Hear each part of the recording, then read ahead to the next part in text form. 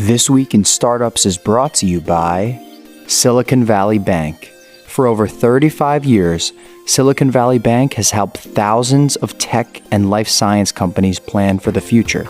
Learn more at svb.com/next. Silicon Valley Bank, built for what's next. Founders, you're owed over $50,000 by the IRS. MainStreet gets it back for you in 20 minutes. Get back your cash at mainstreet.us/twist. And OurCrowd helps you invest early in pre-IPO companies alongside professional VCs. If you're interested in investing, you can join OurCrowd for free at OurCrowd.com/twist.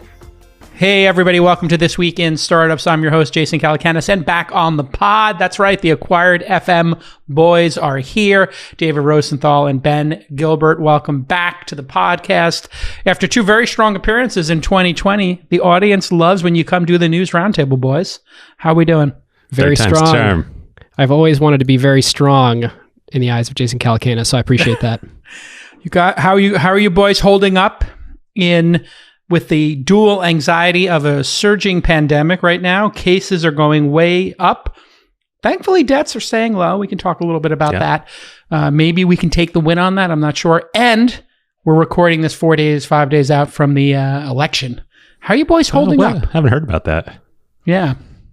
Trying to avoid doom scrolling, limit the news intake, except when preparing for your show in case, we have to dip into politics. But, now, hopefully we get things resolved in a reasonable amount of time and there's not massive international chaos for an extended, protracted time period. Okay, I think I know how you're voting, Ben. David, how are you holding up? Are you in the Captain Chaos camp or are you in the let's go to boring old Joe camp? Definitely not in the Captain Chaos camp, but okay. I will say, until yesterday, actually about a month ago, deleted Twitter, deleted New York Times, deleted Wall Street Journal off all my devices, just go to them in the browsers because I was like, I need some mental sanity here. But then preparing for your show, gotta get back on. Yeah, and it was it's been eventful, I think, in terms of this election again. And that tees right into our first story. Obviously, we haven't talked since the New York Post Hunter Biden stories were banned on Twitter, a move that Jack said was a mistake and was also a very weird feeling. I don't know if you had that feeling when you tried to tweet it and got that message, hey, you can't tweet this. I specifically was like, I want to see if I can tweet it. I was like, I'm testing to see if I can tweet this. Did you actually do that and see the message that you're not allowed to tweet this? No, I did not. I have gotten the surprising thing though, where I go to retweet something in the last week and it instead does the quote tweet UI. And you're like, whoa, did I hit the wrong button? And you're like, oh no, they're literally just not letting you retweet anything without thinking about it. That was, I thought my Twitter client was broken or something. And then it was happening on mobile and desktop. And I was like, did they make a UX change here? And then I found out about it afterwards. But for people who are not obsessive about Twitter, what this basically means is instead of hitting retweet and just retweeting another person, it lets you do the quote retweet, which is it says, hey, here's an empty box. Say what you want about this tweet. And then if you hit retweet a second time, which they do not explain to you, it actually does a retweet, correct? Oh, you can still blank retweet? Yeah, you can, but you have to basically send an empty quote tweet. And I love the spirit behind this. I'm very curious. I'm sure there's product managers watching like a hawk, but I'm very curious if it's having the behavior that they sort of intended it to, of slowing the spread of information. I had a weird experience. I was like, this is weird. When this company was explained to me, they were a bunch of libertarian free speech people, and they were like, as they would describe themselves, like the free speech party of the free speech party. Yeah, the free speech wing of the free speech party. Yeah. Yeah, it was like and now how things have changed. I mean, Jack is all of a sudden super woke, and Zuckerberg as well, all want to reinterpret Section 230 of the Communications Decency Act. And the Communications Decency Act, if you don't know, essentially says, Twitter or Facebook or a blogging platform like Medium or Blogger these are kind of like paper. You don't blame the paper company because you wrote with a pen and paper something on it that is outrageous and ridiculous. But here we are. People are blaming the paper companies because, let's face it, these things spread a lot faster than paper.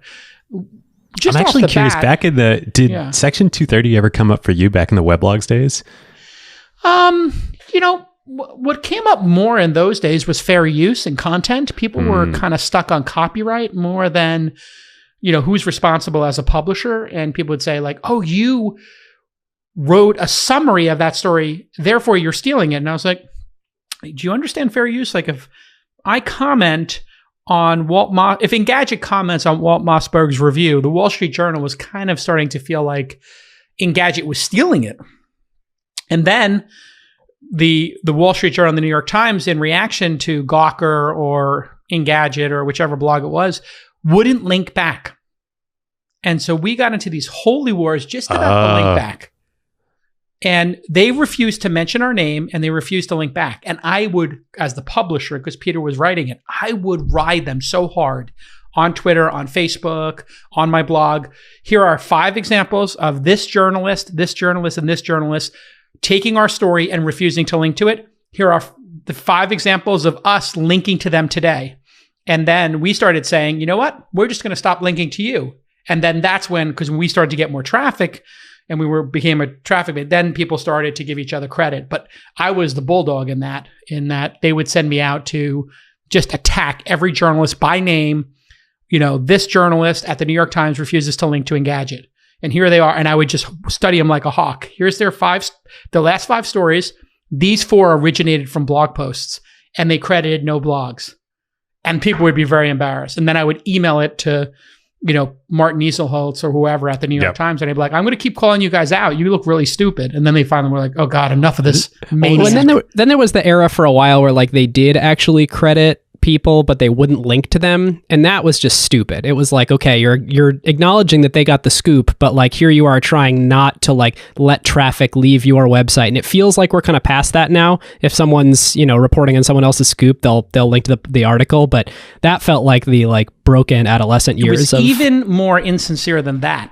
It wasn't even about the traffic. You know what it was really about for them? Ego in some capacity, I'm sure. No, it was even beyond traffic and ego. It was about SEO. They literally did not want the SEO of these new blogs because SEO was how you drove traffic prior to social. Yep. So they desperately did not want the New York Times to link to Engadget with the anchor because they text knew iPhone. They had domain authority. They had the domain authority over us. And so whether it was the Wall Street Journal, the New York Times, or any other, New York Post, Daily News, whoever, they were under strict orders. Then we would watch them and they would put no follow tags on us. So they'd link to us. And some of them would put no follow, which means you're linking to it, but you're telling the search engines do not give credit to this. And New York Times had like a page rank of 10 and we had a page rank of 2. And so it was always really like a really gnarly kind of debate. But now we're up to something which is even crazier. I think in my mind, where do you guys stand on 230? Are the platforms in your mind, David, responsible for the New York Times publishing a story? Did you think they should have blocked the New York Times story about Hunter Biden or and the Post? Definitely not a New York Times story. Definitely not New York Times. That would have been hilarious. New York Post, like they would never have blocked the New York Times, right? I mean, let's be honest. Well, the crazy thing here is like, God, this is such a can of worms. Like I guess to specifically answer your question, I think no, they shouldn't have, for a bunch of reasons, but one of which just simply being the Streisand effect, right? Like there was a practical reason to not do it. Yeah, like the fact the Streisand effect being what was it? It was that Barbara Streisand's Malibu mansion had like coastal erosion going on, and she tried to hide the photo and prevent it from being published, and that just made it more of a thing. Like this just made a non-story a huge story. Yeah. So that would be a practical reason not to do it if you were actually trying to not put attention towards it. But Ben, even if it was stolen material and a publication that's been around as the New York Post, but that is right-leaning, should a platform then choose to link to it or not? Well, so now this is great. We're getting into what Jack's sort of proposed solutions were in the hearings. And one of the things, at least the sentiment that he echoed and that Mark Zuckerberg echoed were, hey, it would be great to have like clear guidelines around what we're supposed to do with 230 when you have objectionable content. And objectionable can mean lots of things, but let's just zoom in on the most obvious example, like outright hate speech. And you have something that's either, like the most aggressive form of trolling. The platforms today, under some circumstances, take that down, and no one's sort of arguing like, well, if they take that down, then they voided 230 and now they're going to be regulated as a media publication. It's like, well, they're taking down something that's like the filth of the internet. So like, I'm glad they're doing that. You'd like to think of like, but this is a thing that they're taking into their own hands, and it's not laid out in 230 or anywhere else. Like, here's the types of things that you should take down, and here's the types of things that, in order to remain neutral, you should leave up. And so the issue that we have right now is that this 1996, law, or small piece of a law that allows the parties to the Facebooks and Twitters, and I'm not totally sure why Sundar was in there, and we were having a conversation about YouTube in the same. It makes sense, but it didn't seem like he was sort of on the same level as the other two in the grilling. But in order to retain this status where 230 has this carve out for us not to be responsible for the content published on our platform, it would be nice to update it and give us some guidance on what we should and should not take down. So let's throw to this clip here of Jack responding, and I thought this was a very interesting one, where he talks a little bit about the algorithms and how the algorithms are making an editorial decision, and that kind of breaks 230. And here is just 30 seconds of Jack, and we'll come back after this and a commercial break for some feedback.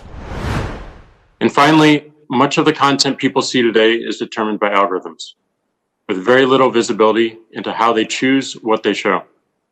We took a first step in making this more transparent by building a button to turn off our home timeline algorithms. It's a good start, but we're inspired by the market approach suggested by Dr. Stephen Wolfram before this committee in June 2019. Enabling people to choose algorithms created by third parties to rank and filter their content is an incredibly energizing idea that's in reach.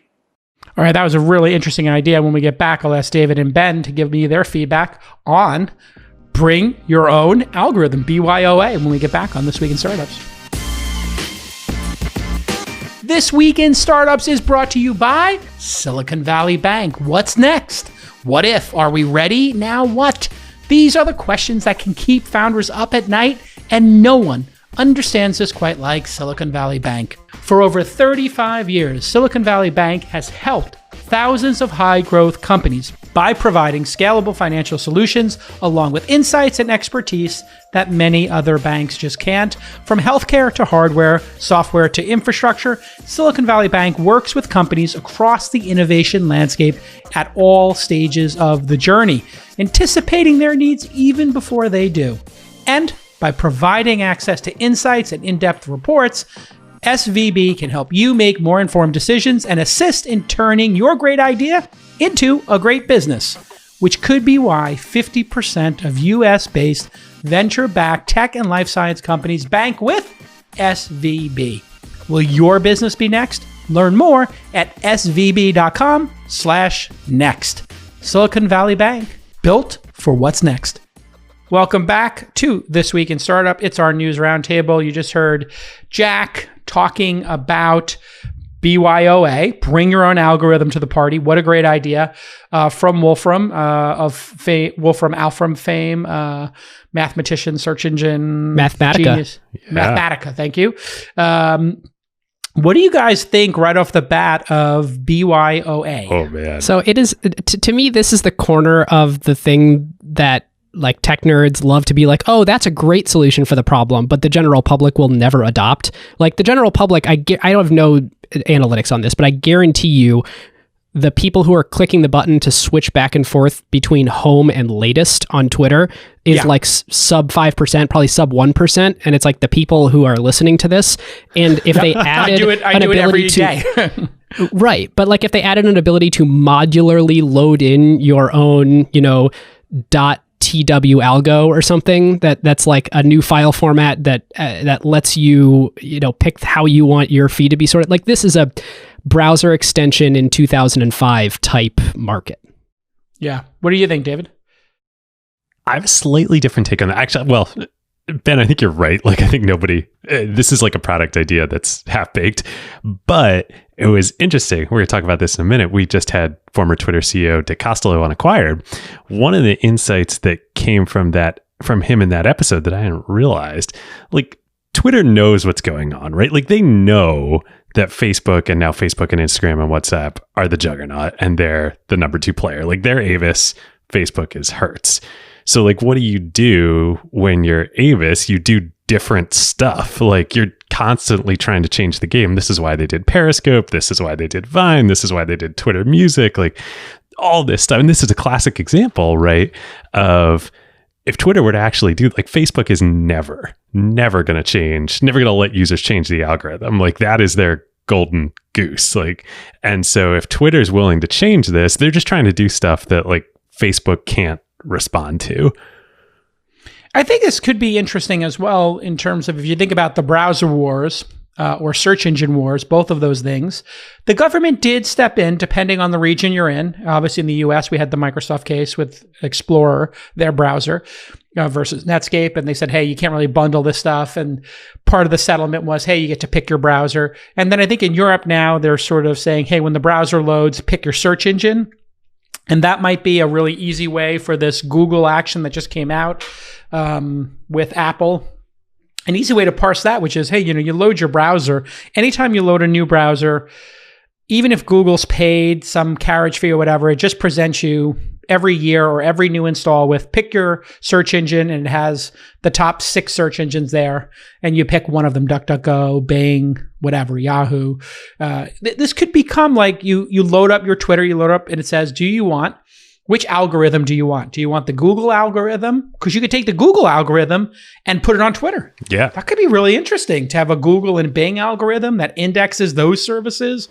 Well, and Twitter has this history too of third parties, right? Like there was their always it was also a bane of their existence for a long time. But yeah they've always created had this ethos that like people can build on top of or into Twitter. Yeah. This was an interesting moment, I think. I want to get your guys' take on Ted Cruz, who I'm no fan of. I'll be totally honest. I find him to be a blowhard and just, like most politicians, just incredibly annoying to even listen to. But boy, you don't want to be on the other side of this guy because sometimes he does get it right. And I thought he was putting up a pretty good a couple of swings at Jack. Let's listen to this and come back in a minute after Ted hits hard at Jack. Mr. Dorsey, does Twitter have the ability to influence elections? No.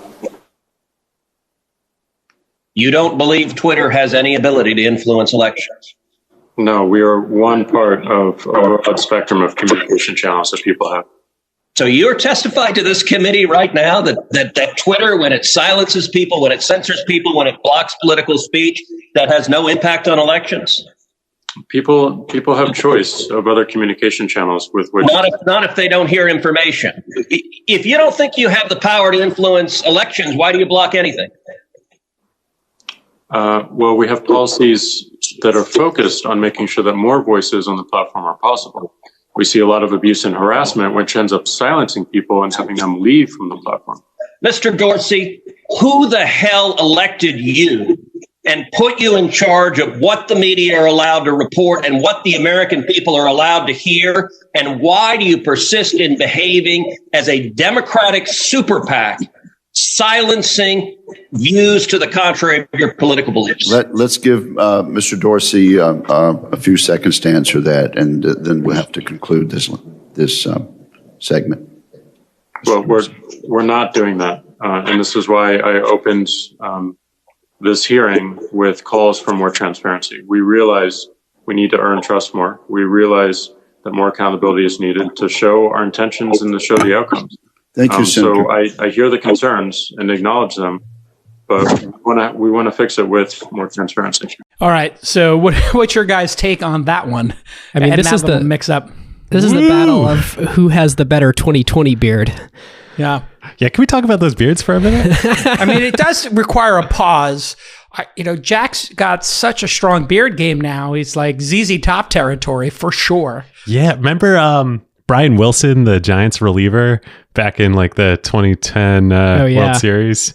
Yeah, this is hitting a level of pandemic supremacy that has rarely been seen in the beard game. This is more than like mustache. What do they call like the facial hair November or something? I don't know. Yeah, Movember. Yeah. He's not even up to Movember. This is October and he's already coming into Movember like this. All right, I apologize for getting us onto this. This I'm giving you both an off ramp here, and apologizing. Who wins this slugfest here? So look, like they're both wrong. Like it's ludicrous to take the statement at face value that no, we can't impact elections. Like 100% you can, and that's what you're worried about and what we're worried about and why that's why we're here. And the other thing is like you could see that setup coming a mile away. Gosh. It's like literally you could see Ted Cruz like rehearsing with his friends and family like that line about who elected you, and it's just such a it's kind of like a Sorkin script at this point, totally. And I wish I could credit... The sovereign state of Mississippi will not withstand I felt like I was in The Insider or something. Yeah, I forget who had this take. It may have been Nilay Patel at The Verge. But the point that I think is really interesting here is the strategy is create these clips and these sound bites of you hitting Jack, you being Ted Cruz, and then distributing them on Jack's platform. It's this like crazy irony of the whole situation of you're trying to earn the love from your base for doing this to this guy who created the way that you communicate to your base. It's wild. Yes. That is like an Inception type moment. AOC also incredibly good at this point of, setting people up for these, tweet clips. Yeah. The clip game. It's basically politics is coming up to these these hearings and how strong is your clip game. So I think we all agree that these platforms actually impact elections, which is why they're having this and why the Russians interfering and creating bot farms is a whole issue. So Jack loses that part of it, but then Jack kind of turns it on and says, "Hey, listen, we're here to help. We want to make it transparent. We're asking you for solutions." Did this kung fu move and flipping the energy here work, David, or not?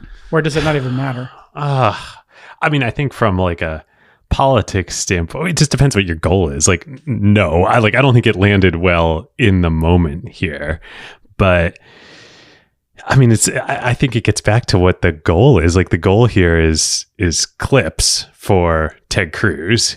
Like, I think the real question is like, what could consequences of all of this be for the platforms? Interestingly, I think, kind of along the lines I was saying earlier about Twitter trying to be orthogonal here, any consequences are probably good for Twitter. I think like anything that weakens, as long as it also weakens Facebook and then opens up seams for Twitter. If it, on the other hand, if it just creates more opportunity for regulatory capture for Facebook, which actually thinking about it now, that's probably the more likely outcome here, then that could be bad. So yeah, I don't know. I like the way they're saying, "Hey, what is your suggestion? Please, you give us clarity. Y'all are so smart. Go ahead." I think everybody can agree what happens when another person threatens somebody or uses violence or hates speech or doxes. Like, these are low-hanging fruit. Super easy to say, we kick that person off our platform, just like somebody came into our restaurant and took a leak in the corner. We're going to kick them out of the restaurant. Like, there's no discussion here. But somebody comes in and says, "Hey, you know what? I have stolen material, or I'm reporting on stolen material about Hunter Biden," which apparently, like, the information's correct. And then the question is, how did they acquire this information? And then that leads to a whole nother can of worms, which is the New York Post not, and I sound like I'm red-pilled here, but I don't believe in censorship. Is the New York Post not allowed to do investigative journalism in the way the Washington Post is? Well, here's another they're lowbrow? Or here's another way to phrase that question is, and yours is loaded and mine's going to be loaded too. If you don't have the editor, the managing editor, or whatever the title is at the newspaper doing their job, is it Twitter's responsibility to do the job of the editor? Like, I like that framing. What if not the New York Post, but any other publication just turns into a loosely edited whole bunch of bundled Substacks, and then that brand becomes very popular, and so people trust it, and then people are putting out their own basically unedited, journalist, here's something, obtain source, and then straight to the public. If the editor is abdicating their responsibility, at what point is it the responsibility of the platform to do that in our republic?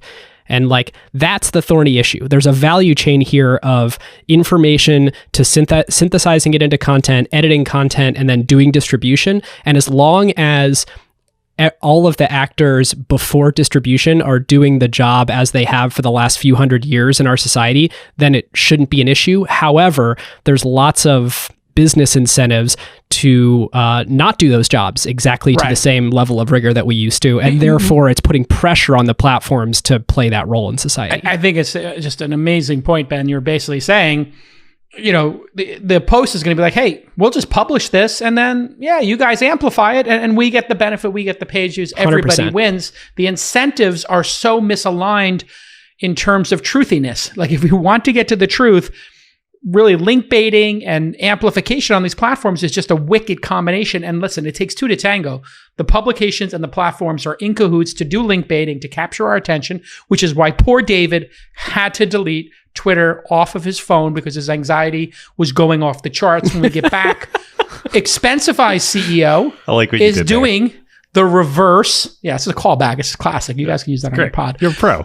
It's a pro. This is professionalism. When you guys get to it, when 1,000 episodes you have recorded, you tell I've been doing Yoda for my daughter. Sorry, everybody. Oh, it's so great. Expensify's CEO jumped the fence. He's absolutely left the property. He is gone rogue, and he's doing a reverse Coinbase. He is telling everybody on his platform, all 10 million customers, Republican, Democrat, Independent, or otherwise, that they need to vote for Biden. We'll get some conversation started about this wild move when we get back on This Week in Startups. If you're a founder, the IRS owes you some serious cash, but the only thing stopping you from claiming your cash is the single most detrimental thing to business productivity. You know what that is? Paperwork. That's where MainStreet comes in. They are experts at getting you the biggest possible slice of the billions the IRS sets aside each year to encourage and support startups. It only takes 20 minutes. They grab all the data directly from your payroll system, and they save startups an average of $51,000 in just the first month. Plus, they'll keep fighting for you after you onboard, qualifying you against hundreds of tax credits every month for free. And MainStreet only gets paid when you do. Sandbox VR got $82,000. Italic got back $124,000. Lofty AI started using MainStreet 3 months ago, and they've been getting back $3,200 a month. Just think how you could redeploy that capital. It's really that simple. You onboard, you wait, and then you get cash. Sometimes things that sound too good to be true can still be good and also true. They're trusted and backed by the best in Silicon Valley. Product Hunt's Ryan Hoover, friend of the show, Shrug Capital, Gradient, Ron Conway's SV Angel. They're the real deal. And here is your call to action. Twist listeners will get 25% off their fees for life. Go to mainstreet.us/twist, mainstreet.us/twist for more details and a priority onboarding with a MainStreet team member. Thanks again to MainStreet for supporting independent media like This Week in Startups. Let's get back to this amazing episode. All right, Ben Rosenthal and Ben Gilbert are with us. David and Ben are with us. All right, they do acquire.fm. Go there and get the LP show. It costs like $100 a year. They should probably charge $1,000. It's an easy Benjamin for y'all to Friendly pony reminder up. that we do have a free show. It is the main thing. We also have this $100 thing that's great, but like The $100 thing is just the nuts. I mean, the free show's great too, but I mean, I'm just trying to get you guys some money here. I mean, I'm looking at your apartments, and I'm seeing that there's like not much going on in the background there, David. We need to put some artwork up or something. Ben, I mean, it looks like an become IKEA LP. catalog. It's the Buy David Art Fund. And Buy David some art fund. Like, I don't know what's going on with that plant in the background. Did you get that specifically for your Zoom game, Ben? I am in an Airbnb, and that was here when I got here, but much appreciated as a Zoom background. Yes, it's the Zoom game is looking good. All right. This is crazy. We just get over the whole craziness of Brian Armstrong saying, hey, when you come to work, let's do work and not talk about politics all day long inside of our Slack channels, email, because it's too divisive. It's a distraction. And of course, people had some strong feels about that because people feel like we live in a unique moment in time and you cannot separate these two things.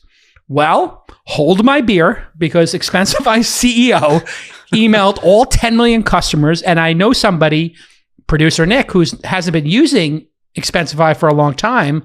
So he was like a dead customer on their list. And he got the email where he goes over why everybody needs to vote for Biden, which is insane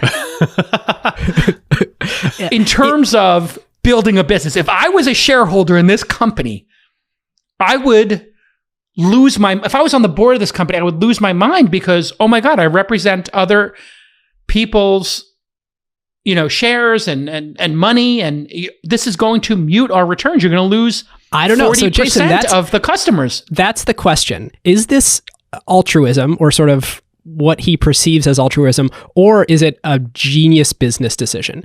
My favorite line from the entire email is where he says, Expensify depends on a functioning society and economy. Not many expense reports get filed during a civil war.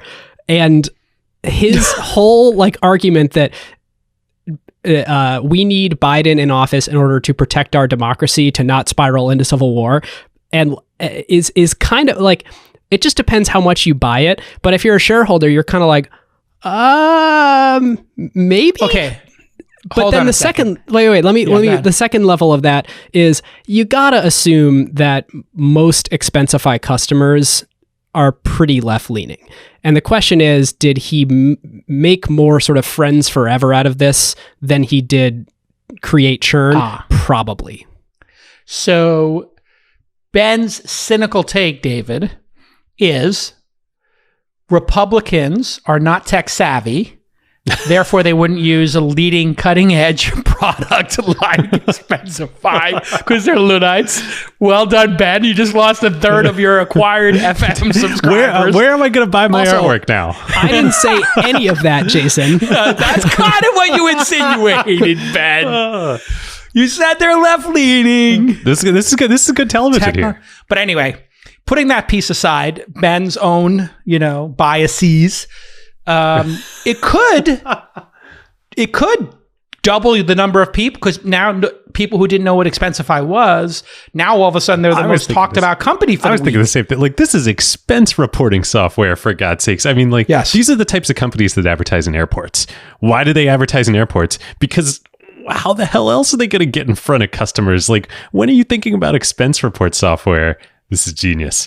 2 months from now, nobody's going to remember this, but people don't even remember the Coinbase thing anymore, and that was 2 weeks ago. But they are going to have oh yeah, Expensify, I've heard of them. As a shareholder in the company, if you were on the board of the company and this happened, what would be your reaction, David? I want to make sure we got some D&O insurance. Yes. This could result in a shareholder lawsuit. You just pissed off whatever percentage of Trump loyalists there are. I mean, he is the president of the United States. Even if the Russians gave him, a third of his votes, or whatever, there's still some group of people who you're going to lose as customers. In related news, breaking news, the Tide Pods department has just sent an email to 78 million people. They would like you to remember to vote yes on Prop 22. So Tide Pods for Prop 22 just happened. That's a joke. That a joke Tide or did that? Pods, Okay, Tide Pods. Tide Pods have not taken a position yet on Prop 22. Jason, it's not in the notes here. I don't know. Okay, but I mean, it's like, do we really need Expensify to take a position on the presidential election? I mean, this is You're on the well. Okay, so here's the reality, though. So this is what I think is really interesting about the situation. The reality is, if I'm on the board of Expensify, I can't do anything because David has built his company in a way that he controls the company. Like, I guarantee. Is he super voting shares? Yeah. Yeah. So they've raised I think about 28 million in VC total. They did an 11 million Series A pretty early on. Then they did some growth money later, but they've been cash flow positive for a long time. I'm sure he definitely, I'm assuming here, but I'm assuming he definitely has majority equity control or majority board control, likely has majority equity control. So it's just kind of nothing. He can do what he wants. David Rosenthal, walking pitch book. Well, I mean, if this could also screw up future hiring of employees. Well, it's going to create a monoculture for sure. Like, no doubt. Monoculture, yeah. I mean, and I do think you, Jason, to your earlier point, like, I don't think this was like a strategic, nefarious. I think like this is just truly what he believes, and I'm willing to bet that somewhere along the line there's sanity checks with big shareholders. Like, hey, I'm going to do this. How do you feel about this? Here's why I feel strongly. Like, I don't think he caught his board off guard with this. I disagree. I guarantee he went rogue on this one. This is This is total Trump derangement syndrome. This is TDS at the highest level. And again, I'm not red-pilled. I hate Trump. I'm voting 16 times Explain for Trump Biden. derangement I have syndrome 16 ballots I found. You're so joking. triggered by Trump that you'll go. I think this is like a 2 a.m. Trump derangement syndrome type post. This person has been doom scrolling, and this is just crazy behavior, I have to say. Because if he wrote it as a blog post or a Medium post on his account, it would not be a problem, right? Right, but the fact that he used the emailing customer information owned by, and those relationships owned by the company, yeah. I mean, especially, you go one level deeper, like, I mean, if Nick had opted out, is this like a violation of the Canned Spam Act? There for sure going to be some lawsuits on this. Yeah. Whether they go anywhere, I don't know. And did it influence any voters? Like, that's who is an undecided voter in this election? Like, who got that email and was like, oh, great points? I think the only undecided voters, I'll be honest, from what I can gather, are the people who voted for Trump last time and were casting I want to burn it down kind of vote. Like, let's burn death system down, like kind of Ross Perot voters, like third party. Like, we all know somebody who was like, yeah, I hate all politicians. I want the non-politician in there. And then they saw what happened when you vote for a burn it down candidate and the building is on fire. And you're like, maybe burning it all down is not the best approach. Maybe we shouldn't light a fire. When we get back talking about lighting fires, y'all had my friend Dick Costolo, the famous Dick C on Twitter, at Dick C, who got into a little bit of a kerfluffle where, in response to the original Brian Armstrong Coinbase saying, leave your politics at home post, he wrote, Dick Costolo, former CEO of Twitter, me first capitalists, I think that's us, who think you can separate society from business are going to be the first people lined up against the wall and shot in the revolution. I'll happily provide video commentary. You got him to respond to this on Acquire.fm. We'll play the clip when we get back from this quick break.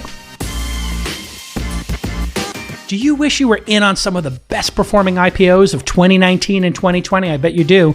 Well, with OurCrowd, accredited investors have access to invest directly, easily, and most importantly, early. OurCrowd investors have benefited from companies going public like Beyond Meat or being bought by companies like Intel, Nike, Microsoft, and Oracle.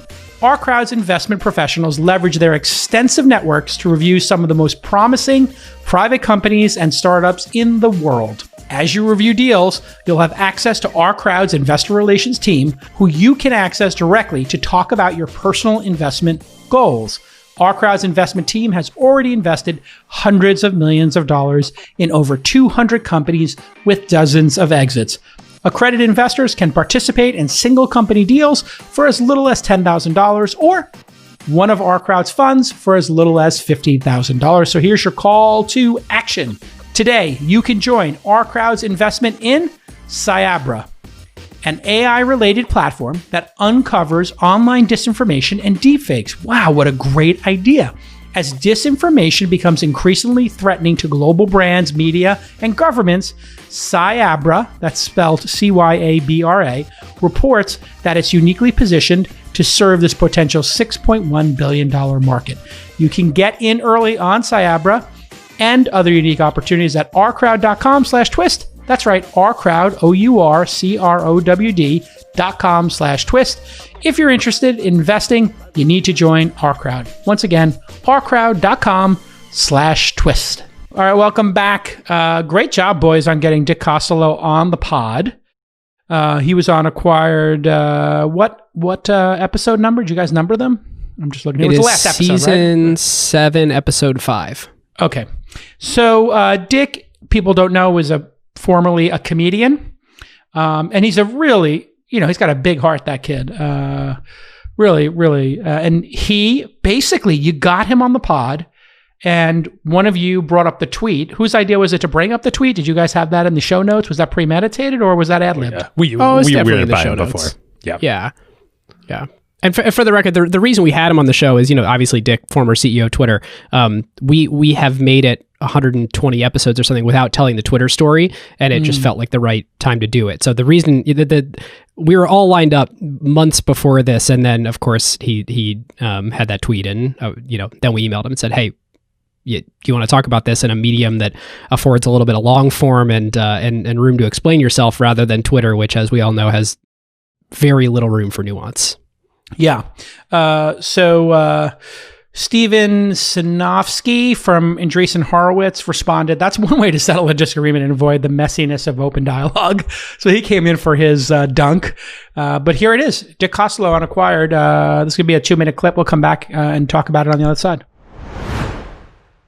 So Dick, speaking of content and moderation on Twitter and taking down tweets, you recently took one down of your own volition. Tell us about that, and what were you thinking? Boy, did that go sideways. Holy smokes. First of all, I should know better, you'd think, than to use sarcasm on the platform. But I was making a sarcastic response to Parker and Jason Calacanis in this whole back and forth about the Brian Armstrong's post about separating the mission of the company from social activism and social causes. I think Parker made some comment about, I'm not going to remember his exact response to Jason, but it was something like, look, if you really want to go do that stuff, you should go to a nonprofit. And so I just fired off this sarcastic response. I was also doing 4 other things that day and getting ready to entertain a bunch of friends the following day. So I fired off this sarcastic response. I was like, I'm just going to cause an argument. I don't need to deal with this right now. I'm just going to not pay attention to Twitter for a little while. Boy, was that a bad decision. I should have used the pitchfork analogy, and then the headlines would have been Costolo incites farmers to revolt. What I was trying to do that went horribly wrong was just make the observation that, look, if you think you can separate the social contract from the economic contract in society, then don't be surprised when the pitchforks come out. That went wrong quickly. A bunch of people were like, you should explain it. You get back on there and explain it. I'm like, how do you explain sarcasm? That seems like a bad idea. So I just kind of left it up there and people will settle down. And then I'm laughing because I started getting these violent threats on my Instagram pictures of tomatoes in my house in Napa Valley. And people were like, I hope these tomatoes burn in the fire. And how about if I line you up in front of those apples and shoot? And I was like, wow, this is really bad. Finally, the next day was like, all right, I just take the whole thing down. But man, what a mistake that was. Whoops.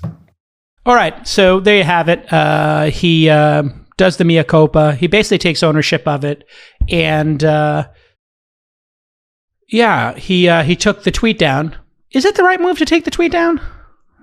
I think so. I mean, he was, in the clip he was talking about, he started getting death threats and all this. So it's just like, you don't need any of that. Yes.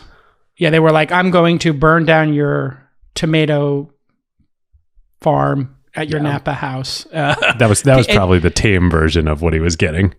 Yeah, that is the weird part about this moment in time on Twitter, which he, of course, was a CEO of. Now he's an investor. He's got a fund. We've invested in a couple deals together, which is great.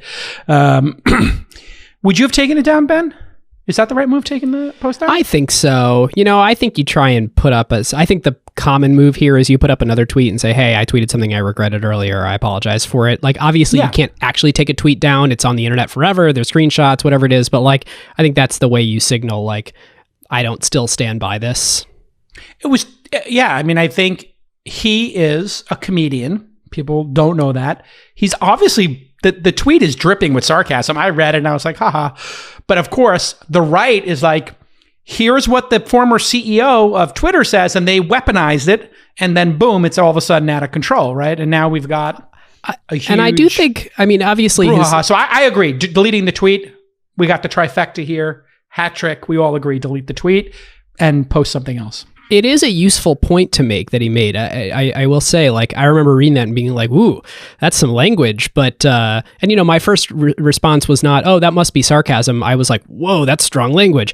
But the point is a very interesting one, which is like, the way our society is heading, can you really draw this line and say that our political lives and our social lives and our activism lives don't come into the workplace at all, and our companies do not have, like, neither, these two things shall not mix in the way that they sort of it existed in the 50s. And frankly, I think when you have companies that are deeply involved in the fabric of society, or maybe even the fabric of future monetary policy, like you look at Twitter with society, Coinbase with monetary policy, like, these are inherently political organizations because they are foundational to civics. Like, I think it's a very fair point that he was making, that I'm not sure you can actually separate these things. And by saying, hey, sorry, we're only here to make money, like, we're in a era right now where companies are shifting to a multi-stakeholder mindset, not a purely shareholder mindset. So you are you're not in the Expensify camp of, like, we have to pick a side, but you're also not in the Brian Armstrong to, hey, we're not having this discussion at work. Work is work. Politics, religion, societal issues are outside of work. I think whether we like it or not, businesses are on a one-way ticket to you have to have something you stand for in the world, and you have to represent your community and your employees and your customers as well as your investors. And you can't purely and literally only think about But you wouldn't include investors. religion in that. So somebody coming to work and saying, hey, I want you all to convert. I just found out about this new religion, Nexium, or Christianity, or whatever. We all got to convert to Nexium. We're all getting branded with the Expensify logo. No go on that. So religion, no. We all agree no religion at work. But then politics, social issues, social justice, yes. Or there's just no choice but to do that. I'm putting this out here because this is the counter I hear from people who don't want it at work. And it's not necessarily my positioning. I do think Tom Cruise was wrong to set up a Scientology tent on a Spielberg film, like he did on War of the Worlds, because that's disrespectful to Spielberg. And if you're Tom Cruise, you should have a little more respect for Spielberg, period. I don't know if you guys remember that story. No, I don't remember that. So yeah, Tom Cruise, it was in the Mike Ovitz book, Who is Mike Ovitz? And he's like, he told David Miscavige, like, we just don't want Tom to talk. We're aligned in our interests. Just please don't have Tom talk about Scientology ever. And then Tom's like, hold my beer. And he opens a tent at the War of the Worlds. Wow. Free stress test. Set for people to come in and to do auditing and get an introduction to it. And Spielberg and him never worked again together. And Spielberg was really upset about it. I mean, that reportedly. I think you hit on the thing on upset there. That's what I was thinking. Like, I don't think a company should. I don't think Expensify should be emailing their customers about a political thing. For what it's worth, I agree with that. I want to make that clear. But what about, David, internally having a Slack channel where people are talking about Black Lives Matter or Trump's behavior or immigration or whatever it is, that's not an acutely related to our startup SaaS software. And I think the thing that to me was so tone deaf about the Coinbase thing was like, your employees are upset about this. Like, it is causing them mental anguish, and that is something that I think as an organization, you do have to make room for and address. Like, I certainly would not want to run any kind of organization where it's like, no, like Republicans aren't welcome here or anything like that. Like, that seems terrible. Like, they should be. But also, like, people are really upset. You gotta take care of your people, right? Like, that's kind of how I think about this. I think that's a pretty good observation. If your people are suffering for whatever reason, whether it's police brutality, or it was an immigration issue, or it was schools being closed, whatever it is. It could be wildfires in Napa, right? It could be whatever. Even if you don't agree with the issue, like, it's still your problem because your people are hurting. Yes. And then there is some merit in your mind, David, or not, of, hey, we do need to talk about this stuff, but we can't have it become a distraction at work or become the entirety of what we do at work, correct? Like, so there is some limit to how much distraction there can be. Totally. I think it's like, of course, like, you need to talk about it. You need to make space for it. It's super important. If it becomes for a certain number of, people or a lot of people within your organization, that is 100% all they're doing all day. Well, then they should go like work for a nonprofit that advocates for that cause. Like, correct. That is the line to me. Like, you still got to do your job and the company has to do the thing, but you are also like, it extends to the life of your people. You got to make room for that. If it takes over, then it's like, Ben, well, no, you probably shouldn't work here. Do you have a middle ground here, Ben? I'm like just not an idealist on many things. To me, there's this pragmatic middle, and you can kind of feel out what it is and feel what's right. Like Brian Armstrong's point about we have to maintain our focus on our mission, that's a great point. But in putting this incredibly idealistic stake in the ground, I think you actually create way more distraction than if you had not done a Medium post, maybe not even done an all hands email, putting the stake in the ground and just taken some small steps in the organization, especially with the people who feel the most strongly about it. Like, I think it's possible to have values as a firm and have people who do things in their spare time at work outside their responsibilities, or maybe even hire people whose jobs are CSR or ESG or whatever There's also employee resource groups are like literally like the best practices way to do this. Totally. And I just think there's just a much more pragmatic way to do it. And I think, Ben, it's very insightful, the pragmatism here. I have a simple rule about this at my companies and that I advise people who are dealing with this issue in their companies that I've invested in, which is electronic communication is the beginning and the end of this problem. These discussions are so charged, they cannot happen on Slack or HipChat or whatever you use for your corporate communications, and they cannot happen on email because all empathy is removed, and then there's no end to any chat discussion. Everybody knows this. It's not like in some chat flame war, somebody says, that's a reasonable point you've made. I'm going to give it some thought and let's get back to work. Nobody ever does that. Everybody's just going to post 5 more links to stories and statistics and keep fighting for their side.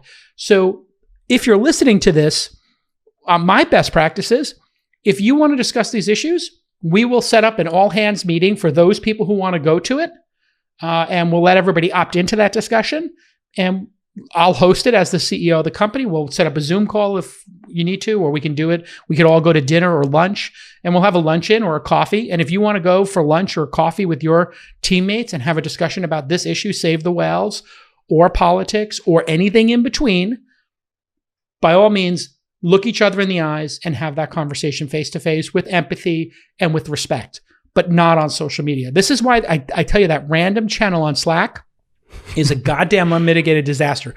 Whoever put that as a default I think the Joker put that in there. And I'm not talking like, I'm talking Heath Ledger Joker. Like a chaos agent.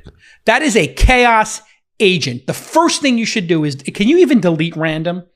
Can you delete the random room? Get that goddamn random room off your Slack right now, because it is a disaster. Speaking of getting ahead of their skis and, a tweet that might need to be deleted. Here was mine from the weekend. I don't know if you saw it, but I've been getting into it with the Bernie bros. Let me see if you think I should delete this tweet, okay? It's a new segment on the show, Ben, David. Should Jason delete this tweet? Here we go. This is a tweet from October 24th at 11 a.m. What day of the week is that? I don't even know. That would have been Sunday, Saturday, something like that. All right, yes. It's a weekend tweet. This is your standard weekend tweet. J. Cal having a cup of coffee in the backyard. And it just came to me. Gig economy jobs are a free market safety net that catches people before the taxpayer-funded safety net, which is pretty awesome when you think about it. Now, this has been quote retweeted 493 times when compared to just straight up retweets, which were 57. Is that getting ratioed? And that would be called a ratio. I don't know how many comments I've had here, but oh my Lord, if you need to find if you need to make a list of Bernie bros or AOC advocates for her next campaign, just get the people from this list. You're good. You don't even need to use any analytics software. I've a total aside, a question I've actually been dying to ask you since we're deep on the acquired side on Twitter history right now. Were you one of the original featured accounts to follow? No. Famously, I offered $250,000 to be on the list. Oh, wow. It was sort of a joke because my friend had started the company. They didn't want me or Scoble. Ev, yeah. And they didn't want me on the list because I was a little bit too controversial. And in the early days, we kind of used Twitter like a chat room more than, like a Naval, here is a vaulted post that we will all... Setting up my Twitter. Yeah, I'm just setting up my Twitter kind of like, and you would just be like, hey, how you doing? What are you up to? And you would just go back and forth. It was a public chat room. And in fact, it was SMS based. So when they came out with that list, they were looking for a business model, and nobody thought advertising on social networks would work because it was kind of intrusive to put an ad between a conversation. It was like, that's stupid. Like, it's never going to work. And actually, if you look at the click-throughs, it doesn't actually work that well compared to like search clicks, which are much more effective. But in aggregate, because people spend so much time there, it does work. Putting that aside, I said, Ev, I think the suggested user list, you should sell those slots. Or you should have 9 and then sell the 10th as a promoted one.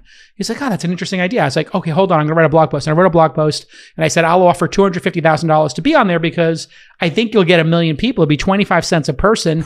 And if I can monetize... That would have been a deal of a lifetime. It would have been the deal of a lifetime. And so Kara Swisher got on, and this is kind of... Yeah, Chris Sacca. I feel like Kevin Sacca was an investor. Kevin Rose was an investor, and we were all kind of friends. And they weren't very high-frequency Twitter, so they wanted people who were, not high-frequency, but who were, mini celebrities back in the day. This was the Web 2.0 celebrity time period, 2008, 2004 to 8. Anyway, long story short, I wasn't on that. But that was also a way they kind of had influence over journalists, because the journalists who did get on there, like some TechCrunch writers, Kara Swisher, I think was on it, O'Malley was on it. Yep. You're going to have a pretty good view of Twitter if they got you your first 1 million followers. That would be literally like handing, I'm not pointing out Kara Swisher here because she didn't ask for it, but that would be like giving a journalist $1 million. I mean, those straight up, that was probably worth well more than $1 million to be on that list. Okay, yeah. I mean, if you probably double or triple your salary, so over 10 years, you're probably making an extra $500,000 a year. So it's probably worth $5 million. It was probably like Twitter. It depends if you're then investing that in Uber or not. Like some people are going to put that in a savings account, and some people are going to invest in Uber. That's a fair point. It's a fair point. Anyway, so that was the idea. Had you paid that money, you might not have had the money to put into. Wait, let me pull a Calacana. So speaking of Uber. The gig economy. Yes.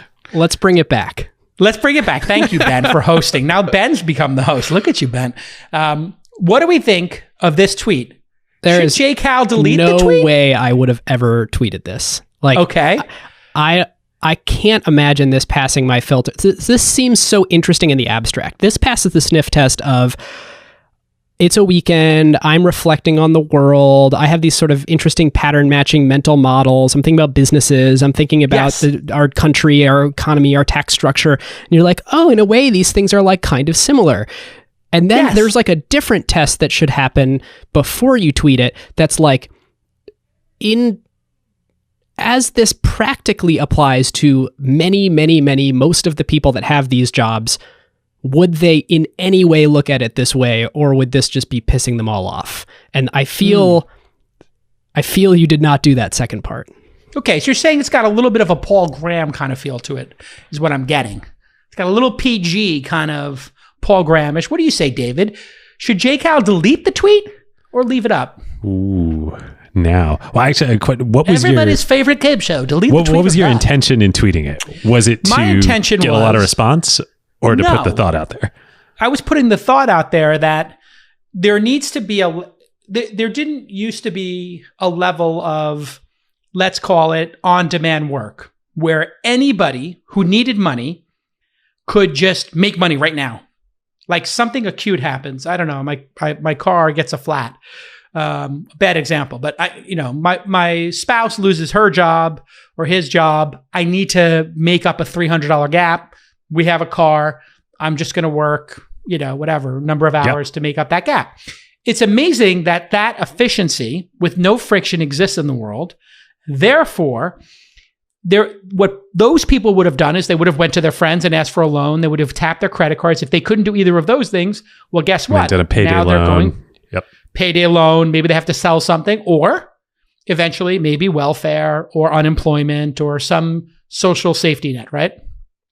So in a way, my thinking was, this is like this little pressure cooker or this little thing that didn't exist before, that for quick money, you can get this frictionless job. Whereas getting a job typically meant waiting till Monday, putting out resumes, knocking on doors. And the onboarding of getting a job is measured typically in weeks, maybe months. Well, right. Plus you have to apply. I mean, that's another thing too. Like you might not get the job.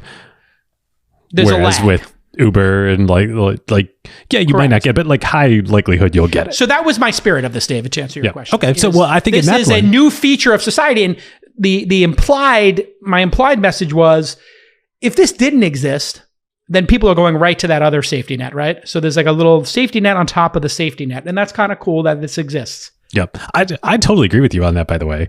So, which is separate from Prop 22, if we want to get into that. But anyway, I think that you leave it up then. You still you thought that. You clearly still believe that. Why would you take it down? Just because of the ratioing. Yeah. Yeah. I'm trying to reflect on like why this, because clearly this is deeply upsetting to a lot of people, and I think it's because the assumption is that there is a high liquidity in our jobs marketplace, so it's really easy to have a great job. And if that falls away, then you dip in and you drive Uber for a little bit, and then you pop right back out of it, and you can go and get that other great job again. And I think that doesn't exist, especially when you become. There's this great line that's like, "It's so much more expensive to be poor than it is to be rich," and it's like once you get at or near zero, it becomes so damn expensive just to live your life that like you're trapped forever. And I think that, it's also coming from the wrong person. Like the guy who got rich off Uber saying this has obviously got a horse in the race. Right. Therefore, But there were a lot of F. Jasons in the responses here, and you look like a store brand Kevin Spacey. Ouch. Well, Jason, I'm curious, so consolidated wanker energy here. Do you, when stuff like this, because this is not the first time something like this has sort of happened in your life, like does it make you want to not do that anymore, or does it make you want to be like, I'm going to be myself and like I don't care? Yeah, pretty much the opposite. Actually, that's I think one of the major flaws in this operating system and/or features is good for Twitter. It's driving traffic. It's kind of still my opinion. I wouldn't delete the tweet. I think the tweet stands. The tweet stands. It is a safety net, and I think y'all are going to be, by y'all I mean socialists and Bernie bros. You get rid of those jobs, you're going to see a lot more people who are going to be on the dole. They're going to be tapping, taxpayer resources. So be careful, because those jobs also drove the wages up at other places. Because people could go to the gig economy, that made shift work like Walmart, Target, Starbucks, all those places had to raise their wages to compete against the flexibility. So more options equals more competition, equals better pay, equals better opportunity. I mean, Amazon has had to raise their prices. Apple has had to raise their wages in their warehouses and stores because of this. And so this is just based. I mean, pre-pandemic, we had record low unemployment. Do you think the gig economy was not the driver of that? Of course it was. It was one of the major drivers. There's studies that are crazy. I mean, whether you even cut these studies, in half, but that like the gig economy is 20% of American workforce now. Cut that by a quarter, by 3/4, it's still enormous. Yeah, I mean, this is the weird thing that's going to, I think if, whether Prop 22 passes or not, I don't think it affects Uber's stock price. Either way, it goes up is my belief because it just cements their lead. I've said this many times before. Funny thing about regulation on incumbents. Now people have to work a specific shift and they have to wear an Uber uniform and you can't work for Lyft or DoorDash or whatever. Yeah, well, that's the big issue, right? Is the multi-homing on the supply. You're going to, if you're full-time, you can be exclusive. You can't work for a competitor. So I don't know. But wait, you were going to say, David, are you vote yes or no on 22? Prop 22. Are you not in California? I debated really. No, I am in California. Yeah, I'm in San Francisco. Okay. I really debated a lot because I actually believe the same thing that we were just talking about. That I think the gig economy is really important to the economy. I ultimately voted no, though, because not because I think AB5 is the right solution, but I felt like Prop 22 was just too much of an overreach on the 7/8 of the legislature required to overturn it. Like if they'd left like a that poison out, pill in there. I would have voted yes, but I was just like, come on, that's too much. What about you, Ben? Are you pro 22 and letting people have options, or do you want to take away the option and make people go full time? There's a little framing there, of course. As you just framed it, I want people to have options. I would say I'm honestly not up to speed enough as a Washington resident. I mean, basically, it makes everybody be full time, and you treat them as such, and it's just gonna, it's gonna be an interesting one. Okay, the DOJ back on October 20th, they filed a little bit of a lawsuit there against Google. Google allegedly, I mean, we kind of know this, has paid Apple between $8-12 billion a year to be the default search engine. These deals have existed forever. This is how the Mozilla Foundation, the nonprofit foundation, broke all records for a nonprofit in terms of generating revenue. And the IRS didn't even know how to handle that. They had to do some really crazy, that's a whole nother story. This is the mid 2000s. This is 05, 06, 07 when they're... Yes. Yeah. They basically, the Mozilla browser, which was the sort of open source version of Netscape, just became the default browser, and they just started printing money because Google was paying them for all those searches. Apple did look at making a search engine. I can tell you that because I was building a search engine, and Steve Jobs looked at Mahalo.com. Ooh, that's right. I can break that news right now. We got to cut over to Acquired right now. I basically knew Steve. I emailed him and he looked at it, and I'll just leave it at that. I wrote back in 2015 after Apple announced Spotlight. I said Apple is launching a search engine to destroy Google, and I said Tim Cook is suggesting a better path for Apple users. Apple will give you the ability to search for free, as in ad-free and data collection free. Talk about prescient. In fact, the power move would be for Apple to buy DuckDuckGo and use their excellent web search to backfill underneath the one box, because Apple was doing clever things when you searched on your desktop. If you search for weather, it would give you weather. If you search, if your result is in the App Store, and now we're seeing that on mobile phones. So according to the Financial Times, Apple has quietly increased its efforts to develop its own search technology on iPhones. Obviously, it will search your documents. Obviously, it will search the weather. It does a local search. You've probably seen that if you search for In-N-Out Burger. It doesn't give you Google's In-N-Out Burger results. It gives you their burger results.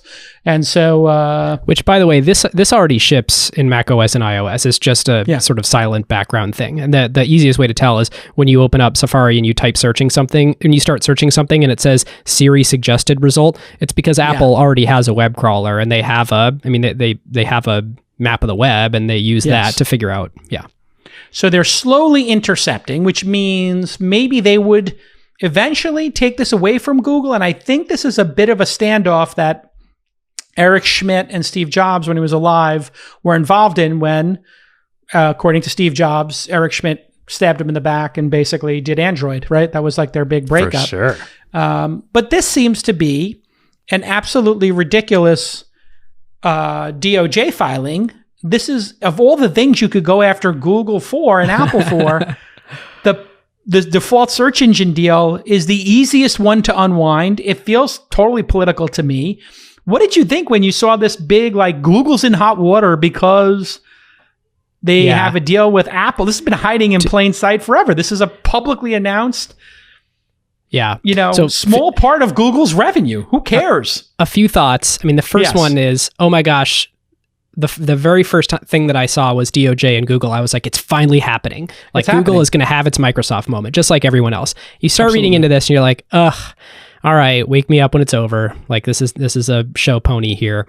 But I think it's actually very interesting to understand the deal between Apple and Google. And I think that David and I were pretty well prepped for it because we did this top 10 acquisitions of all time episode, and all 9 of the 10 were revenue creative, where the companies combined and then made a crap ton of money. Like Facebook bought Instagram and then made a crap ton of money. Hold on, maybe I should guess these. Hold on. Ooh, what do you think? You won't get 2. You're definitely not getting number 2. No. Don't be so sure. Okay. Well, Microsoft bought PowerPoint back in the day. And I believe they bought Excel. No, just PowerPoint. Just PowerPoint. So that was an interesting one, but I don't know if that would be on your list. Clearly, Applied Semantics that Google bought, and YouTube Google bought, and Android. YouTube's on the list. Android's on the list. YouTube, Android. I don't know if you put Applied Semantics, but that's what created AdWords, which are the ads that are on other sites. But maybe you left that one off. We did. It was Overture that Yahoo bought, which really inspired everybody. And then, Oh, that was on your list? It was not on the list, but because it was weird what all happened. And then you obviously have Instagram, WhatsApp. So there's 4 right there. WhatsApp was an honorable mention. Oh, an honorable mention. Okay. Because it was speculative. It was very speculative. That's true. You wouldn't put Oculus on that list because nothing's happened there. Is there anything that Apple has ever bought that's been a revenue driver? Let's think that through here. Well, they made one enormous acquisition that has to be on there. You have to squint to call it a revenue driver, but it's the most important thing they've ever done. Really? What is it? They bought Next. Oh, well played, gentlemen. Well played. That was an acqui-hire because they did buy Siri, but Siri's garbage. I mean, the fact that Siri is still shitty is just unbelievable. Oh, wow, that's a great pull. Well and then done, we had, I think these were honorable mentions, but we had PA Semi and Authentic, which is Apple Silicon. Huh. All right, well done. Who else was on the list? Anybody else? So the big one you missed, which is the number 2, which shook David and I both, is DoubleClick. Oh yeah, DoubleClick by Google, of course. Yeah, they bought that for like 3 or 4 billion. I think and it was all display 3 advertising. billion. 3 billion, and it's got to have made over 100 billion. We estimate 122 billion of value, or 120 something. A couple of billion a year for a decade. Yeah. DoubleClick was the original Silicon Alley company. That's In fact, right. I interviewed them for Silicon Alley Reporter in the first issue when they were at a company called Poppy Tyson. Poppy Tyson was an ad agency, and Kevin Ryan and Kevin O'Connor were building DoubleClick inside of the Poppy Tyson office. Oh, no way. Because they wanted to be next to an advertiser. So Poppy Tyson gave them advertising space, and there were 5 of them, and I went to visit them, and they were like, we're going to build this thing to serve the ads. And I'm like, what do you mean ads? And they're like, the banners that are on Hotwired? Imagine if one company served them. I'm like, well, why would they need you to do that? That's on their servers. It makes no sense. I'm like, oh, well, we can do advertising. I was like, that's bullshit. Get the fuck out of here. What are you talking about? It's nonsense. So this Google one is not the one we were expecting, right? David? What were you expecting? Real quick, the others you missed, Booking.com. Yes. No, that's a good one. Oh, wait, ESPN. and there's 2. I was going to say, so there's 2 media companies. Yeah. What do you think the other one is other than ESPN? Oh, it's got to be Marvel, of course. Yep. Yeah, Marvel. Yeah, that's a no-brainer. Marvel has 20 films that have done over $1 billion each. A Marvel franchise, and that doesn't count merchandise. It's got to be 50 billion. That's 5 billion to 50, right? I think we said ESPN's better, but like Marvel's Well, the it's been second around best. a lot longer, that's for sure. Yeah. Right. So you're talking about that's a 30-year story. Yep. Yeah, we Marvel's determined a the 7. absolute dollar return to Disney on the Marvel pickup was $16.3 billion, as evaluated by Disney's market cap in March when we did the episode. And I think they spent $4 billion on it. I was just going by 20 movies times roughly $1 billion each. It's got to be. And then, I mean, we're not even looking forward. Like those movies, just that one, those 3 phases, those 20 movies are going to generate as much in the future as they've generated already through Disney Plus. This episode, though, it highlighted so much for us, just the power of tech business models. Because, take Marvel, amazing, incredible company. It costs so much to make those movies. Instagram doesn't pay a dime for the content on their network. Yep. Yeah. It's a fair point. Yeah. I mean, when you don't have to pay for the content, Robert Downey Jr. is getting paid $50 million a movie, right? $100 million a movie just to show up for like 6 minutes. He's got like 12 lines. Totally. Okay. So I'm going to weave us back here. So yes, please. The only one of these that was not revenue creative is Android. And the reason it makes the list, is, and it generates some revenue. Like it generates actually a really nice amount of revenue from the Play Store now. But the reason that it creates so much value for Google, even though it's not a huge revenue driver, is because of all the money they don't have to pay Apple if iOS was the only mobile operating system. And this, I think this is like new news to a lot of people. This oh my God, there's $9 billion that flows out every year from Google to line Apple's pockets in order to cut this deal. And when you really look at why they built Android at all, it was a hedge. Why Google's we need an operating system here so that we don't owe our traffic acquisition costs to someone else. And there's a interesting philosophical point here where Apple really likes to be on their soapbox about privacy, about we don't do this dirty advertising based on user we just wash the money. Yeah, we just wash it. What is it? What percent of their profit? They got a fence. Right. They don't have to, exactly. They don't have to be involved in that at all, but they mint money from it. Yeah. They just get 1 check a year instead of a million advertisers giving them $90,000 each. They just get one advertiser to give them $9 billion. And absent this lawsuit, it wasn't going to be disclosed. It's not like it's in their quarterly earnings of we have this huge revenue stream. It's just done. Yeah. Yeah. It's done on, they announce every 5 years, they're doing it for another 5 years. It comes up, but the scope of it and how it works, what the kickers are, But I've got an easy solution for this one, which is it's going to end at a certain point in time. So what if they said, this is what I would do if I was Apple. I would say searches are now an auction in Safari. And so you can pay by search. And you just pick. You want 10 cents a search or 50 cents a search. Anybody can buy them. And every time you use the search box, it just gives you a random one. That's one crazy solution. But the easier one is, and Google probably still pays them just as much money because because they're going to be able to pay the most. They're going to pay the market bearing price, and there will have been choice involved in the selection. But there's free market, right? Yes. So that's a brilliant solution. Okay, we solved it. It's a free market. God, or here's an even better free market. If you want to be the default search engine, we list 5 of them, and the consumer picks which 5, and we charge all 5. All 5 pay us per search, 10 cents a search and if you want to be on the list, you can put yourself there. And then if you want to stop, you can take yourself off the list at any time. So you can just go into your interface, Yahoo, DuckDuckGo, or whatever competitor. So if Bing wants to make a push and lose $1 billion a year on search, they can just buy out all the searches, right? Just make it a free market, which is what Google does with its ads. Problem solved. I think because Google has the best LTV per user, they would always be the highest bidder. I think that's how it would play out. Somebody like Amazon decided they want to F with them.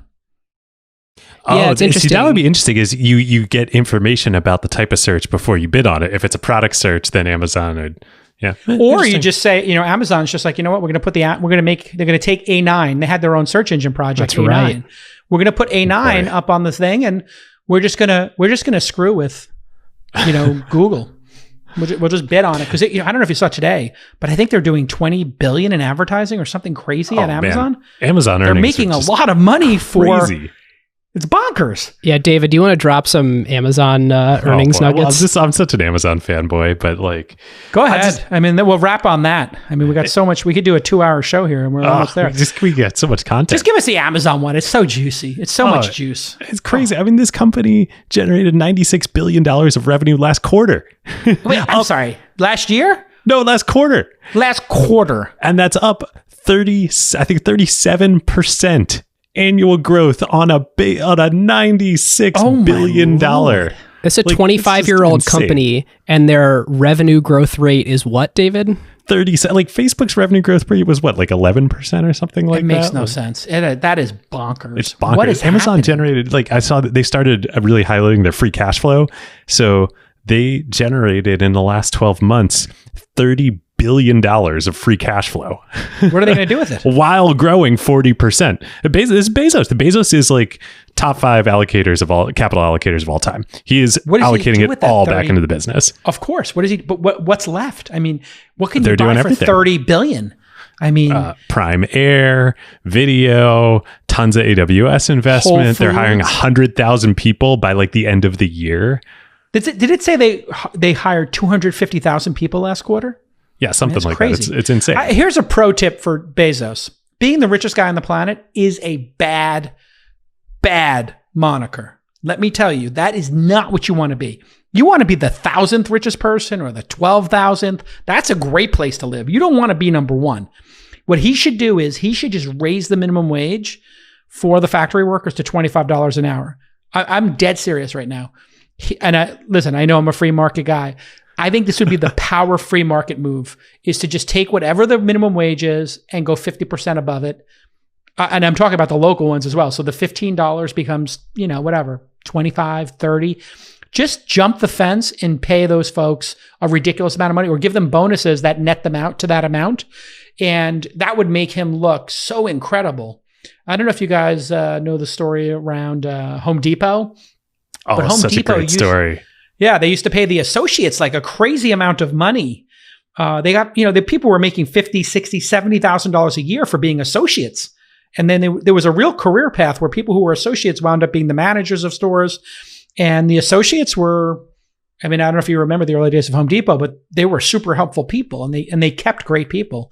This would be an amazing move on Amazon's part to just be menschy and, add $5 to the minimum wage. And then that would give him the high ground when he gets his ass dragged in there. He'd be like, well, Apple pays $15 and I pay $25 an hour. So it's interesting. Facebook's paying people to look at. If you read the earnings release, he's trying to do this without actually doing this, which is such a Bezos move. They talk about how they were leaders in going to $15 an hour, which I they think were is for sure. true. They were. Yeah, and how like Target and Best Buy have responded, and But he took their RSUs away because the unionization stuff was happening. He's like, okay, you got, you want me to go from 11 to 15? That's fine. RSUs off the table. Boop. You want to be union? Great. Boop. We'll take those RSUs. Now you don't own shares. That was a little hardcore move. Not to mention, right. Amazon was probably the best investment you could make at that time to today. This is why union leaders and this kind of mentality of I don't want to be an owner and it's us versus them is the wrong mentality to take in terms of having equity. You always want to get the equity. Guys, 10 years ago, Amazon was a $30 stock. It's a $3,500 stock now. It's bonkers. Oh, did you guys see that Ryan Smith bought the Utah Jazz from Qualtrics? So great for me. Now I've got Cuban, Chamath. What do you mean I've got? What does that mean? These are my friends. I can go to a game. I can get tickets. I can go to Boston with Grossback. I can go Ted Leonsis, the Wizards. When this is going to be a thing again, you got to take us to get some floor seats. We need to go to games. I have sat on the floor in my life 6 times now. And multiple playoff games and one NBA final. Whoa. Versus the Raptors. That was Warriors. pretty good. Warriors versus Raptors. I have paid $0.0 for my floor seats to date. That's really Does anyone the key. ever actually pay for floor seats? Like the people sitting in them? 100%. Like the people who, like Spike Lee complains about how much he has to pay for garden floor seats. Oh man, I went to have you been to the suites at the new Chase Center? I took a tour after a game and saw some of the suites, but yeah, they're pretty. The I got bunker to go suites to, and that kind of stuff. FRB's suite right before the pandemic. Oh my gosh, wait, it's such an incredible idea. You put the suites under at the chairs. floor level in the Yes. tunnel. Oh, Yes. it's so great. Yeah, so for people who don't understand, you cannot see the game except on TVs from those bunker suites, correct? Yep. But they've So a whole wall of the suite is a giant TV. Right. And you that's can crazy. leave the suite and go sit in chairs and watch the game. So you're in the first 4 rows or something like that. Yeah, you're And not on the then floor, there's but a you're little first 4 rows. Yeah. and you go into your little private cave, and you got like a man cave, and it's amazing. And then what I understand, because they were trying to sell me one of these, and I was like, how much? I mean, I was like, I'm rich. That's crazy. No. Like, I can Yeah, invest you in want to 10 be the more guest, Ubers. Like, not the suite owner. it was pretty crazy the amount they wanted for that. And I was thinking about it, and they said, well, here's the great part. You have access to the suite all the time. You can go to your suite and use it for meetings. So Ben, like, we could tape the pod in the suite. We could go to the suite anytime. Oh, it's a business expense.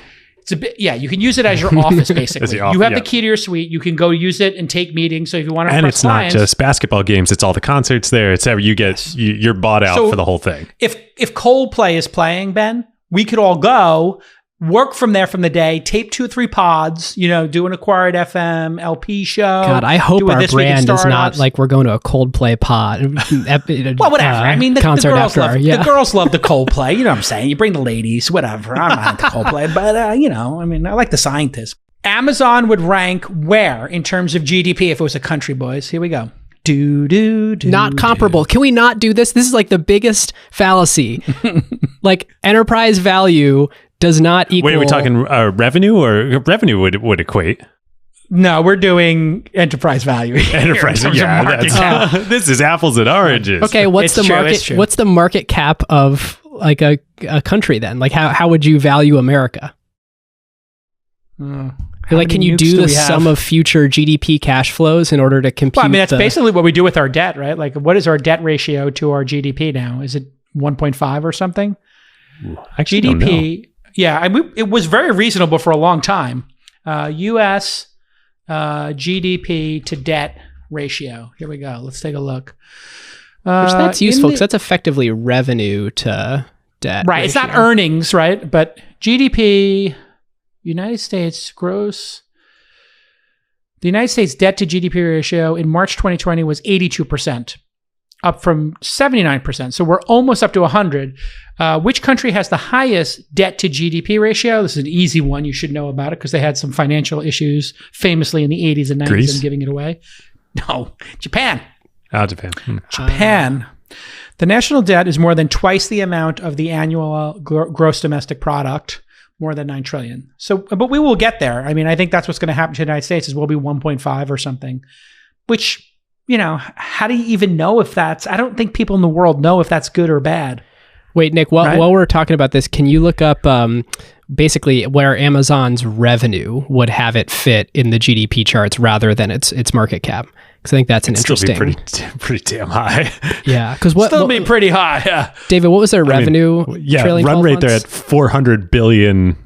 So this past quarter, it was basically 100 billion. So run We're rate heading 400 into Q4.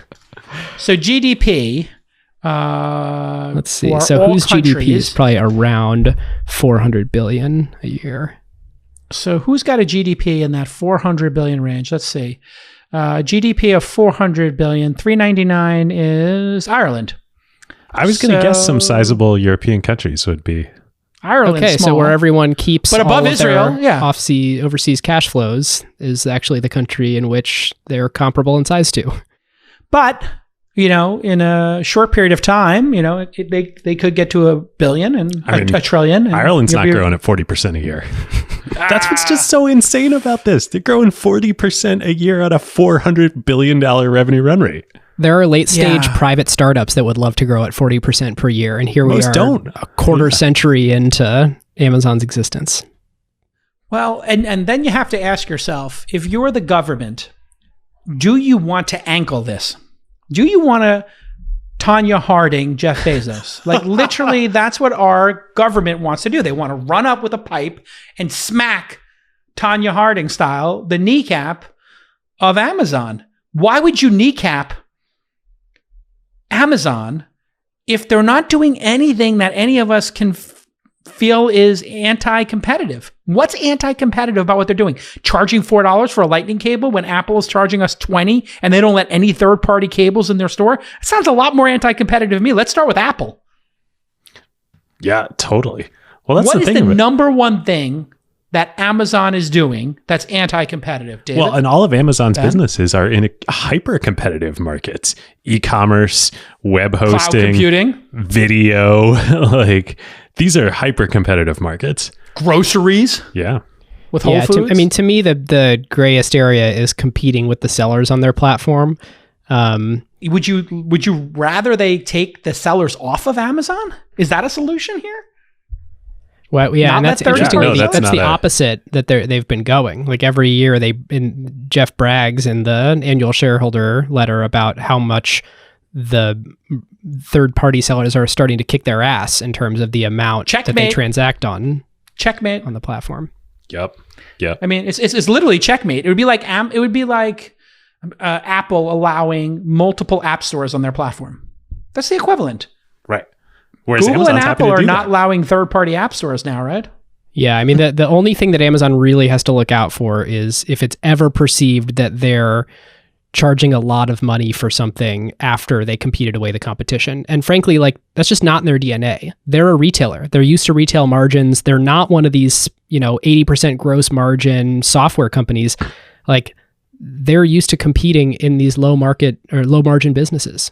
And would that even work? Like, would it work for them to say, like, we're going to put every, every maker of televisions out of business, or every maker of lightning cables out of business, or USB-C cables out of business, and then we're going to triple the price? Really, consumers would go for that? No. No. And it's all They made in don't wanna China do anyway. that, though. That's not the game they're playing. No. I mean, the only business line they have where you could potentially run this as a strategy is AWS, but they've proved for the last 15 years that's like they just keep lowering prices, not raising prices. There is one potential solution here. I think if we were going to rewrite the laws, this is the only one I think is interesting. You guys know about SK Telecom in Korea, in South Korea? I know about the SKT esports team that they sponsor, but I know a little bit about SK Telecom. The reason why SK Telecom has got all these investment arms and they're like investing money around the world in apps and everything, they have a venture arm, is because they're capped at 70%, I believe, ownership. Ownership cap, let's see. So there is some they can only have a certain percentage of market share. And so there's some market share cap that they can't have more than, which then means they have to look for other businesses. Right. It's So like this how is all the local TV stations, like once you bought a TV in every market in the 70s, you had to start buying newspapers and other stuff because you couldn't buy any more local affiliate TV stations. Correct. And so that was my understanding of that. Somebody who is from Korea can correct me if that's no longer correct. But I remember they invested in my friend Sky Dayton's Helio company, which he was making smart handsets. I was a customer before. back in the day. Okay. That thing was So awesome. you remember he came out with like the most sophisticated handsets from Korea in the United States for Helio maybe 3 years before the iPhone came out. Yep. And he just crushed it and then got crushed, right? He was like really like he had this that really thing, the kind of fast-moving oval train. one that flipped out, Yep. and like it was like the Incredible. closest thing to an iPhone before an iPhone. You could, there were ones that flipped open in a circle. I mean, they were gorgeous, and like celebrities had them, and they really were, super compelling. But the reason was SK Telecom just backed up the Brinks truck and gave him hundreds of millions of dollars to do that because they had all this funny money sitting around. So if you capped Amazon at 70% of book sales or whatever, then they'd have to say, you know what, we have to have other competitors exist. Well, I don't know how thing. that gets enforced. Bezos takes the $30 billion in free cash flow every year and reinvests it back into growing all of his businesses. If he couldn't do that, that would be an issue. What do you think about forcing them to spin out AWS or spin something out? Well, why? Like people float right? this, but like what's to be gained from that? They'll find something new to invest the free cash flow into. Yeah. And I don't think it's not like they're bundling AWS with retail products in a way that creates lock-in and is anti-competitive. I don't Who's think. the most anti-competitive? If we say Amazon's the least, Facebook, Google, or Apple are the other three. We'll end on this. Of those three, if you had to rank them in terms of anti-competitiveness or who'd you go after first? That's an easy one. Who do we go after first? It's not Amazon. Amazon's last in my book. Totally. Who is first? Is it Facebook, Google, or Apple? So what are we optimizing for? Is this which standard of is it the consumer welfare standard? Are we Let's go for limiting competition. Okay. Because on consumer harm, I don't know that any of these companies are harming consumers. I think that one's thrown out the window. These companies are too sophisticated and too customer-centric to harm. Can you name any harm coming from Apple, except for the high prices? I mean, you could go to Android and pay half. The biggest one to our previous conversation is Google. Like that's the only one where I could make the case that Google has a 90% market share in search, and innovation is stifled because of that. Okay, I like it.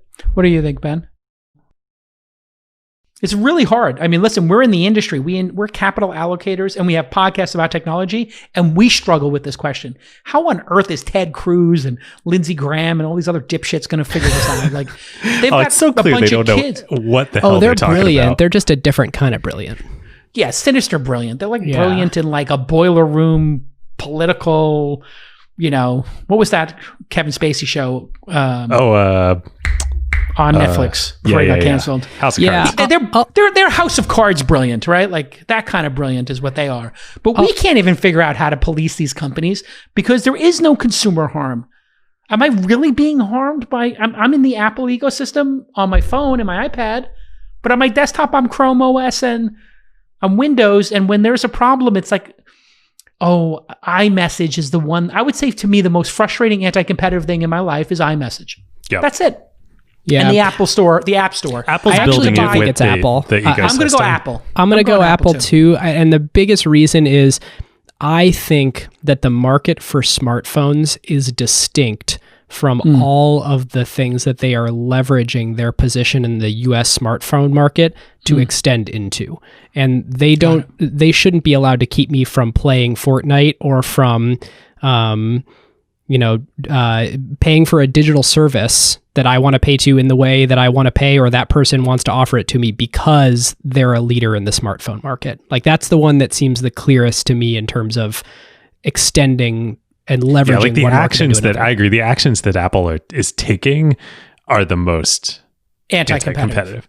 I think Google's position, though, regardless of whatever they do. I agree with you, David. They have the most monopolistic position in terms of percentage, but users don't care because it works. Like, what's not working? What if they've broken, right? All they've done is broken Yelp and like they've just but there's nobody driving them to be better is the issue. Like you don't care because it works, but like you don't know how good it could be. Whereas when smartphones and iOS and Android are driving each other. Yeah, so it's an abstract argument. They have the market share, and we're imagining that there could be a better competitor, but we can't even vocalize or conceptualize what that is. But with Apple, there's very specific things they're doing that are anti-competitive and sharp-elbowed. Not letting me jailbreak my phone and have whatever software I want on it is anti-competitive. That is restricting consumer choice. iMessage is like restricting consumer choice, I think. And making people pay the tax to get on the iPhone through the app stores feels anti-competitive. I mean, that's the most I can say about the entire industry, I think.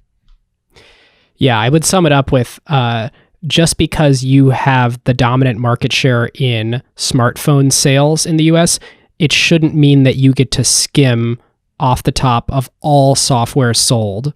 All, not like some, like all software sold that is usable on that device. And the most, like, the place where that's the biggest gut punch to me is this is the primary way that we interface with the world now, especially during COVID. Like, but just the way the world is trending. It's not like the smartphone's like a little ancillary thing in our lives. So sure, you can have your own little store there. That is the way that we get to the world. And so just because you own that pinch point, it does not feel right that you get the cut on anything I can access in the world through that. I 100% agree with you. And I think that their excuse that you can go through the web browser is just lame and stupid. Because it's so like stupid. Everybody knows a browser does not. I mean, listen, I do it all the time. When I buy a book, an audio book, I open up Audible in Chrome.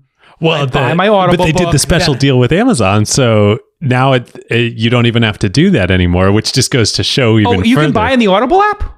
I don't know. Certainly on Kindle and Prime Video. I don't know about Audible, but I think so. No, Audible. So that just shows even more how ridiculous it is. It's like, oh yeah, everybody else, we'll do this special deal with Amazon. Like that just shows how much Apple's power like, we don't do special deals except with Google and Amazon. Yeah. It's like, okay, so now you're just being liars. Okay, everybody listen to acquire.fm. If you got a hundy, give the boys a hundy. Let's upgrade that Airbnb. Let's put some goddamn art on David's wall. And any good investments, boys? Any good investments? Any plugs? Any companies you want to plug that you invested in that you're super bullish about? They always love that when you get them some downloads. Ooh, any companies you invested in? Go ahead. Company, I'm an angel investor in, that actually we've had on the LP show on Acquired, Mystery in Seattle. This is like my favorite COVID pivot. These guys were like a algorithmic date night. Like you tell Mystery like, oh, I want to go on a date night this night, and I was working great, but then the COVID obviously.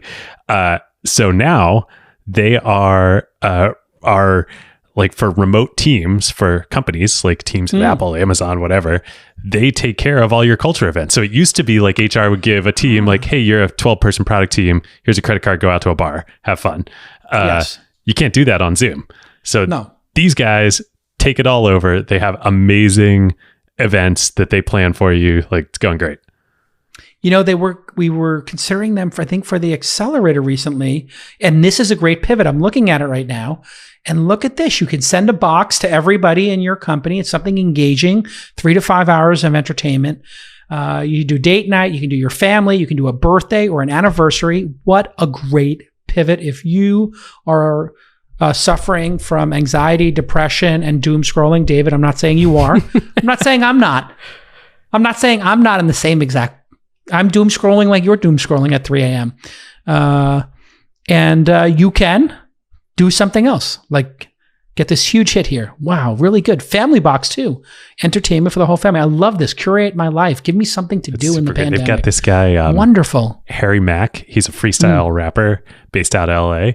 And he's like you just like, he'll be like, give me some words, like just something, concepts, whatever. And like, you just like give him like 6 random things. And then like, this dude is amazing. So he's on the platform. So like, rather than doing a crappy Zoom event for your team, like he'll do the thing. Wow. This is so cool. I'm looking at the corporate gifting, and that is a huge win for them. So try mystery.com/4-business. Use the promo code TWIST for 50% off. They don't have they don't got no promo code. No. Okay, Ben, what do you got? You got a company you want to give a quick plug to? Something you invested in, you love? They're all your children. You love them equally, but go ahead and give one more love than the other kids. Go ahead. For sure. And, I do a lot of B2B stuff. But for the sort of more consumer world, well, first of all, I'll just second the Mystery team is awesome. They're a great Seattle-based company and good plug by David. I want to give a shout out to Boundless. It's an immigration company. They're making it easier to immigrate. They actually just bought their largest competitor. And so they now offer tons of different types of visas. So no matter how you're immigrating to the US or potentially future other countries in the future, they're the sort of sane way that you would expect to go through a process in our modern web-based age. Look at this. And marriage green card, $950 flat rate. Oh yeah. U.S. citizenship, $395 flat rate. Flat rate pricing, amazing. Go everybody right now to Boundless, BOUNDLESS.com. Use the promo code TWIST to bring in 3 relatives for free to the United States and get your green cards. 3 green cards free right now at boundless.com/twist. No, you're not going to get green cards, people, but go to Boundless and check it out. What stage are they in? Is there an opportunity for me to throw a little cash in these companies? What's going on, boys? Ben, what's the story? This is Series A, Series B Boundless? Where are they at? There could be. They've raised a few rounds. Foundry Group just invested a little bit more. So they're sort of post Series Brad Feld? Yes. Oh, very nice. Brad Feld's coming on the pod soon, I think. Oh, We're awesome. trying to get him. Oh, yeah. Well, he was on early on in the early days, but I always insisted everybody be in person. And he's like, well, I'm a recluse. Like, I'm either in Alaska or that's not his thing. Boulder. And I was like, well, I'm not going to Alaska, and I'm in Boulder once every 5 years. So, but now that we're Zoom, here we go. All right, listen, boys, this has been great. Everybody go to Acquired FM, Boundless, and trymystery.com. Did I get that right? Try Mystery? Okay. Yep. We'll see you all next time. Bye-bye.